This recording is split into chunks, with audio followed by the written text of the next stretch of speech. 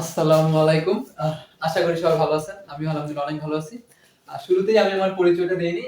আমি মোহাম্মদ মাইনুল বিশ্বাস। আজকে আমি আপনাদের সাথে একটা গুরুত্বপূর্ণ টপিক নিয়ে আলোচনা করব। সেটা হচ্ছে অবজেক্ট নাকি অ্যাডভার্ব। মানে এই অবজেক্ট অ্যাডভার্ব দুটারই কাজ হচ্ছে ভাব সম্পর্কে তথ্য দেওয়া। এই অবজেক্ট অ্যাডভার্ব এই দুইটা ওয়ার্ডেরই কাজ হচ্ছে ভাব সম্পর্কে তথ্য দেওয়া। তাহলে কথা হইছে ভার্বের পরে কোন একটা অবজেক্ট হবে আর কোন একটা অ্যাডভার্ব হবে, এটা আমরা অনেকেই ফাইন্ড আউট করতে পারি না। তো আশা করি এই ভিডিও এর পর আপনারা ইজিলি সেটা ফাইন্ড আউট করতে পারবেন। তাহলে আমি আগে শুরু করে দিচ্ছি। আর এই অবজেক্ট নাকি অ্যাডভার্ব এটা খুবই গুরুত্বপূর্ণ একটা টপিক, কারণ এটা দিয়ে বিসিএস অ্যাডমিশন সব ক্ষেত্রেই কোশ্চেন আসে, ঠিক আছে?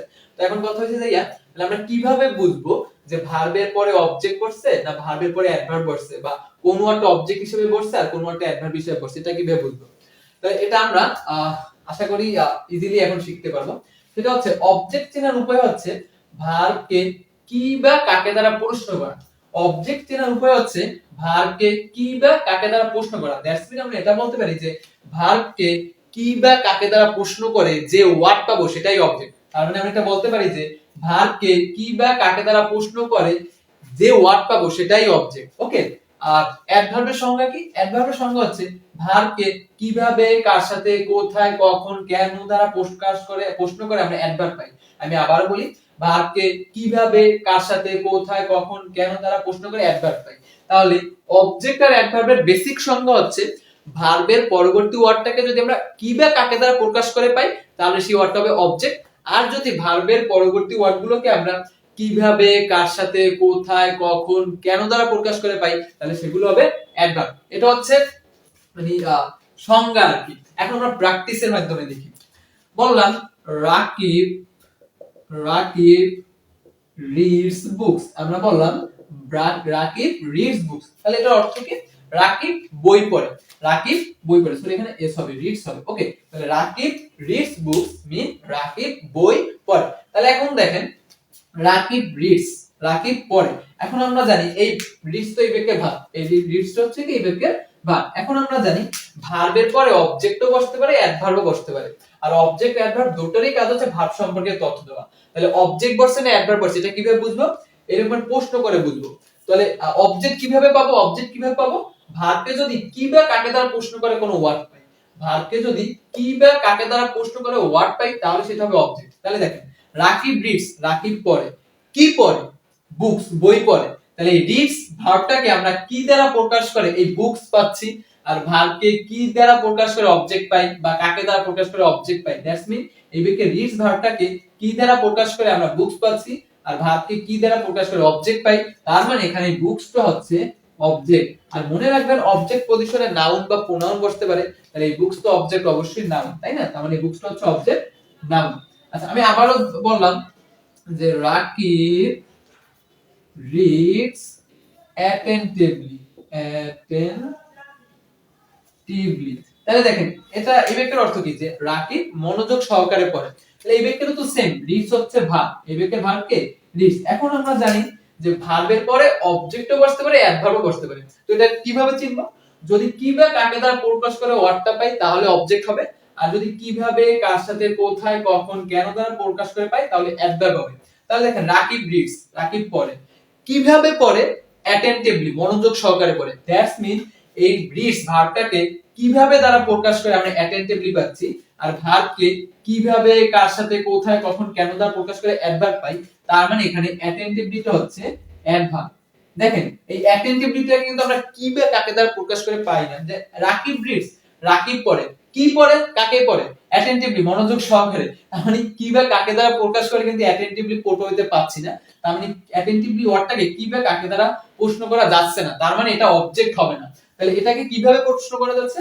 যে রাকিব রিডস, রাকিব পড়ে। কিভাবে পড়ে? অ্যাটেনটিভলি, মনোযোগ সহকারে পড়ে। আর ভার্বকে কিভাবে দ্বারা প্রশ্ন করে অ্যাডভার্ব পাই, তার মানে এখানে রিডস ভার্বটাকে কিভাবে দ্বারা প্রশ্ন করে যেহেতু অ্যাটেনটিভলি পেয়েছি সেহেতু অ্যাটেনটিভলি এটা হবে এখানে অ্যাডভার্ব। কেননা ভার্বকে কিভাবে, কার সাথে, কোথায়, কখন, কেন দ্বারা প্রকাশ করে অ্যাডভার্ব পাই, আর কি আর কাকে দ্বারা প্রকাশ করে অবজেক্ট পাই। তো আশা করি অবজেক্ট আর অ্যাডভার্ব এখন ইজিলি আপনারা ফাইন্ড আউট করতে পারবেন। আমি আবারো বলি, ভার্বকে কি বা কাকে দ্বারা প্রশ্ন করে অবজেক্ট পাই, আর কিভাবে, কার সাথে, কোথায়, কখন, কেন দ্বারা প্রশ্ন করে অ্যাডভার্ব পাই। তাহলে রাকিব রিডস পড়ে, রাকিব পড়ে। কি পড়ে? কি পড়ে? বুকস, বই পড়ে।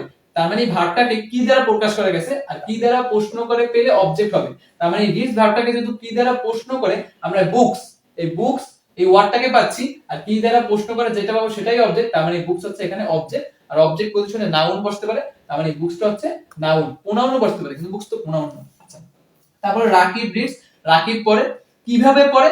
অ্যাটেনটিভলি, মনোযোগ সহকারে পড়ে। আর ভার্বকে কিভাবে দ্বারা প্রশ্ন করে? অ্যাডভার্ব পাই, তার মানে এখানে অ্যাটেনটিভলি হচ্ছে অ্যাডভার্ব, কারণ ওকে কিভাবে দ্বারা প্রশ্ন করে গেছে। তাহলে আশা করি এখন আর আপনাদের অবজেক্ট আর অ্যাডভার্ব চিনতে কোনো সমস্যা হবে না। জাস্ট এই তথ্যগুলো মাথায় রাখবেন যে ভার্বকে যদি কি বা কাকে দ্বারা প্রশ্ন করে কোনো ওয়ার্ড পাই সেটাই হবে অবজেক্ট, আর যদি কিভাবে, কার সাথে, কোথায়, কখন, কেন দ্বারা প্রশ্ন করে কোনো ওয়ার্ড পাই তাহলে সেটা হবে অ্যাডভার্ব।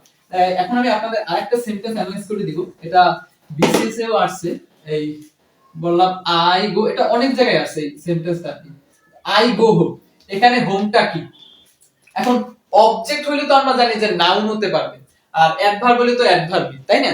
তাহলে এখন আমরা দেখি এই গো তো ভার্ব, এখন ভার্বের পরে অবজেক্টও বসতে পারে, অ্যাডভার্বও বসতে পারে। এখন এটা কিভাবে চিনবো? এই যে ভার্বকে যদি কি বা কাকে দ্বারা প্রশ্ন করা যায় তাহলে পাবো অবজেক্ট, আর যদি কিভাবে, কার সাথে, কোথায়, কখন, কেন দ্বারা প্রশ্ন করা যায় তাহলে পাবো অ্যাডভার্ব। তাহলে দেখি কিভাবে প্রশ্ন করা যায়। আই গো, আমি যাই। কি যাই? কাকে যাই? হোম, বাসায়। অর্থ কি আসে অ্যাপ্রোপ্রিয়েটলি? অর্থ কিন্তু আসতেছে না। দ্যাটস মিন এই হোমটাকে কি বা কাকে দ্বারা প্রশ্ন করে আমরা পাচ্ছি না। তাহলে দেখি কিভাবে পাওয়া যায়। আই গো, আমি যাই। কোথায় যাই? হোম, বাসায় যাই। কোথায় যাই? হোম, বাসায় যাই। তার মানে এই গো ভার্বটাকে কোথায় দ্বারা প্রকাশ করে আমরা হোম পাচ্ছি, আর ভার্বকে কোথায় দ্বারা প্রকাশ করে আমরা অ্যাডভার্ব পাই। দ্যাটস মিন এই বাক্যে হোমটা হচ্ছে অ্যাডভার্ব। আশা করি এবার বুঝতে পারছেন যে এই বাক্যে হোমটা কেন অ্যাডভার্ব হইছে, আর নাউন কেন হয় না। কারণ ওরে তো আমরা কি বা কাকে দ্বারা প্রকাশ প্রশ্ন করে পাচ্ছি না। কি বা কাকে দ্বারা প্রশ্ন করলে আমরা অবজেক্ট পাইতাম, আর অবজেক্ট পজিশনে নাউন বসতে পারতো। আর ওকে কিন্তু আমরা কি বা কাকে দ্বারা প্রশ্ন করে পাচ্ছি না, দ্যাটস মিন ও অবজেক্ট হিসেবে বসেই নেই। তো অবজেক্ট হিসেবে যদি না বসে তাহলে নাউন হওয়ার সম্ভাবনাই নেই। ওকে, তাহলে এখানে এই হোমটা যেহেতু এই গো ভার্বকে সরাসরি মডিফাই করছে, কিভাবে বুঝলাম? কোথায় দ্বারা প্রকাশ করা গেছে, আর ভার্বকে কোথায় দ্বারা প্রকাশ করে অ্যাডভার্ব পাই। দ্যাটস মিন এখানে হোমটা হচ্ছে অ্যাডভার্ব, কারণ এই হোমটাকে কোথায় দ্বারা প্রকাশ করে আমরা পাচ্ছি। আই গো হোম, আমি যাই। কোথায় যাই? হোম, বাসায় যাই। তার মানে ভার্বকে কোথায় দ্বারা প্রকাশ করে হোম পাচ্ছি, আর ভার্বকে কোথায় দ্বারা প্রকাশ করে অ্যাডভার্ব পাই। দ্যাটস ওয়াই এখানে হোমটা হচ্ছে অ্যাডভার্ব। তো আশা করি এখন আর আপনাদের মানে ভার্বের পর কোনটা অবজেক্ট, অবজেক্ট হলে তো নাউন হবে, মিন্স কোনটা নাউন বা প্রোনাউন, আর বা কোনটা অ্যাডভার্ব এখন ইজিলি আপনারা ফাইন্ড আউট করতে পারবেন। তো আশা করি আর কোনো সমস্যা হবে না। তো আজকে আমাদের আলোচনা এখানেই থাক। আপনারাও এভাবেই ধরেন আপনাদের যদি কোনো টপিকে সমস্যা থাকে আর কি, তো সেটা এই গ্রুপে মানে প্রকাশ করবেন। আমরা ইনশাআল্লাহ এভাবে ছোট ছোট ভিডিওর মাধ্যমে ওই জিনিসটা নিয়ে আলোচনা করার চেষ্টা করব। তো আজকে এই পর্যন্তই থাক। আশা করি আপনাদের আর অবজেক্ট আর অ্যাডভার্ব চিনতে কোনো সমস্যা হবে না। জাস্ট এই তথ্যটুকু মাথায় রাখবেন তাহলেই হবে। তো আজকে এই পর্যন্তই থাক, এগুলি সমাপ্ত করছি। সবাই ভালো থাকবেন, সুস্থ থাকবেন, আর সবাই সবার জন্য দোয়া করবেন। আল্লাহ হাফেজ।